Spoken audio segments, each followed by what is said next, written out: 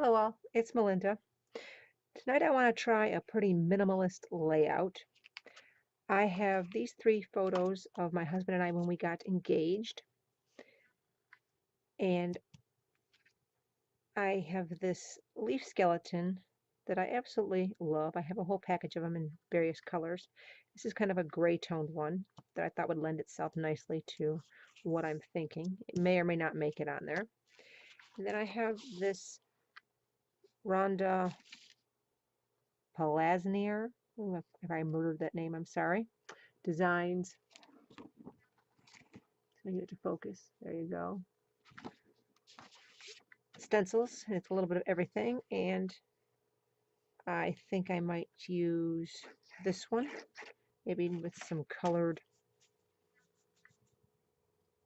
texture paste, and create a kind of a vertical mat for placemat for this to go on. And then from there, I'm going to wing the rest of it. So I'll put you on fast forward and you can see what I come up with. I'm going to start out by mixing this Dina Wakley glint acrylic paint with my paste. I need to get some more of that because I'm running low. And there's no rhyme or reason to how much I put in. I just kind of what it looks like. It ends up being a lot darker than what I really wanted it to, so I probably mixed too much paint into it. This is just simply just rubbing it on with my palette knife. And I'm going to put two of these on there. Just see how dark it is. It's just not some, I was hoping it would be a little more gold, a lot less brown. I'm going to set this aside to dry, and I'm going to, while I have that much paste left, I'm going to grab some other white cardstock and some other stencils that I have and just rub this on and put this in my drawer of backgrounds after they dry. This one is a a Balzer Designs one, the script one. And there's really no rhyme or reason to how I do it. And this is what I'm going to show you. I decided I liked the script one much better. It was a lot less heavy than that. So for what I want to do, I liked this one better. So I did another one. And I have these three frames that I'm going to try to use all three. I end up just using one, but I mess with them for a little bit before I figure it out. Trial and error. Tapping my fingers. I wasn't even conscious that I did that until I started doing videos and I watched myself. We are going to just put some turquoisey blue paint with water, the packaging technique, smoosh it on just for some color in the background. These are my new shimmers that I got. Trying to think of what color that is off the top of my head. Might be Ginny Blue Be Blue. Not positive though. I'm going to use some yellow that's called Glorious Day, and it's just vibes. But that's a little bit later. Yeah, here's the vibes. Glorious Day.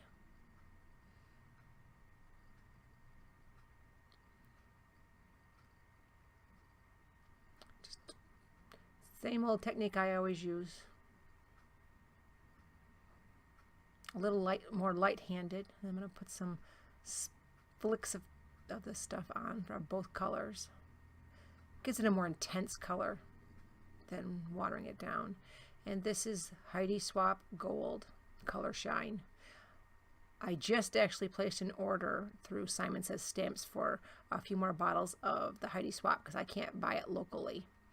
I'm getting low on it, and I use it on every layout, so I think I need to stock up. Just going to roll it off so it's a little more dry. Put the photos back on and see what's going on.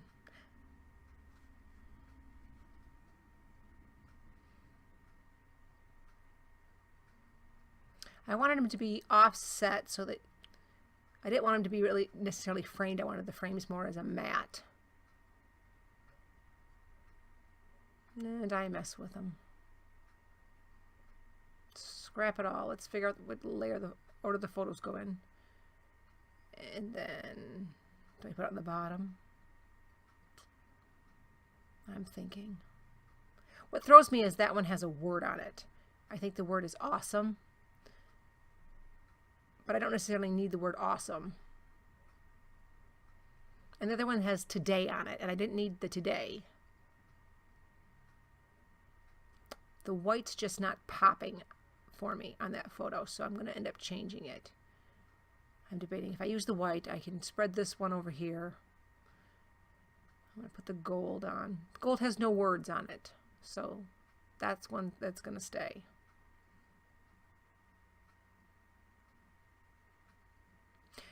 Trying to make them look haphazardly tossed on there is a lot harder than it looks. After I did all that, I got to figure out how I'm going to get this in here, if I'm going to get it in here. And I like it in the center. It almost just adds like a softness. You really can't even tell in the video that it's veined. I'm going to go down this road for a little bit. I find some of, I'm writing the title down so I can tell whether I have the letters, but I'm going to pull all the letters off and start putting them down. And I don't even know, this is not the one I use because there's not enough letters. So I dig a little bit. And I find this one by Glitz. And it has the letters. I like the color, but when I go to put them down, I'm going to speed this up so you don't have to watch me pull all these. They're just so pale, they don't show up. And I don't like the G. It looks so close to a C with just the littlest little snippet of a line to make it a G that it shows up as a G when you're so far away. So I didn't like that. I'm going to try to add some flair. And that's the one that's going to stay. Thought it looked perfect with the hearts. While I think about the title, I'm going to sprinkle some sequins. Little ones and bigger ones. They're slightly different color. One's metallic and one is matte. So they kind of come off as a different color. While I'm thinking about these letters, I go as far as to adhere all this together.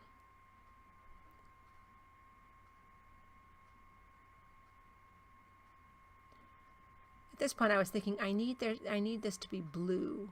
I don't want to introduce another color. This turquoisey blue color. But the blue is just not going to show up.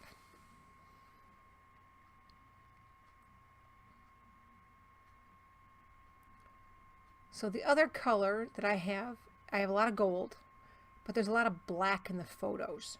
So ultimately, I will end up going with a black font.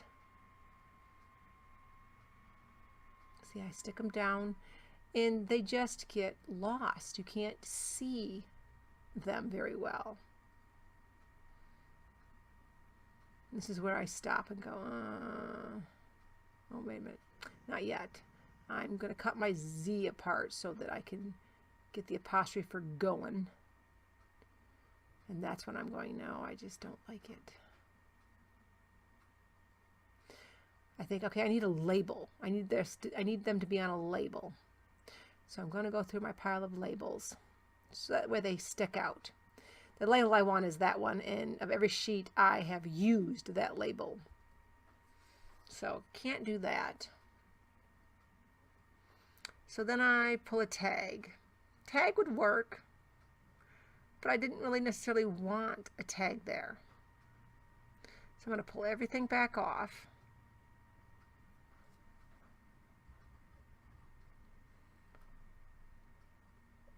And I'm going to stick the tag in after I decorate the reinforcer.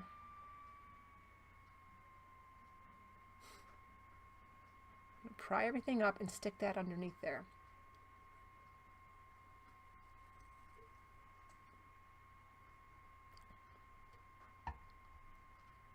What I'm afraid of is that it has to, there's so many words that it has to be so far out that it really just doesn't look connected as like I like it to.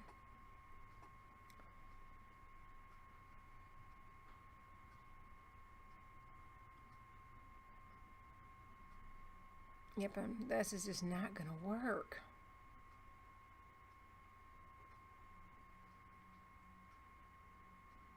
I'm going to try to squish them together.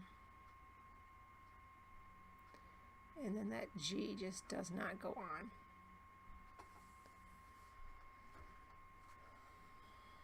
I'm thinking we scrapped that idea. I tried a few other black fonts that were thicker and bigger, and it was just too much. So I'm going to go with this Daily Flash font in white, but marker it so that it's black.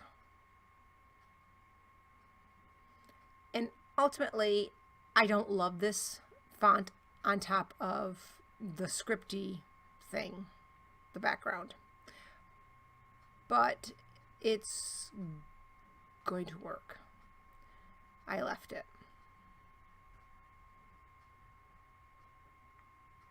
It definitely sticks out better.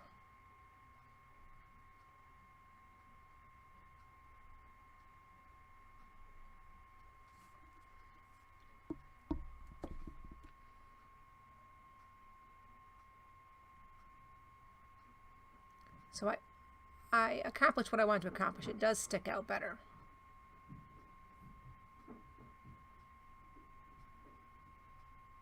I gotta have an apostrophe for the Goin.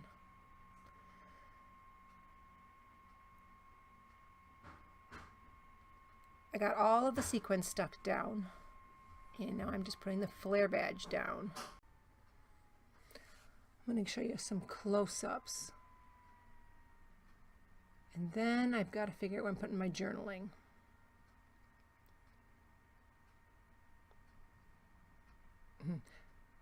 My youngest daughter, when she seen the layout, wanted to know who the young girl was with her daddy. She couldn't believe it was me. Couldn't believe that I was that young at one time. It's really simple journaling. It just says Louisville, Kentucky, 1994. And I'm going to show you that. Just written along on the side of the frame.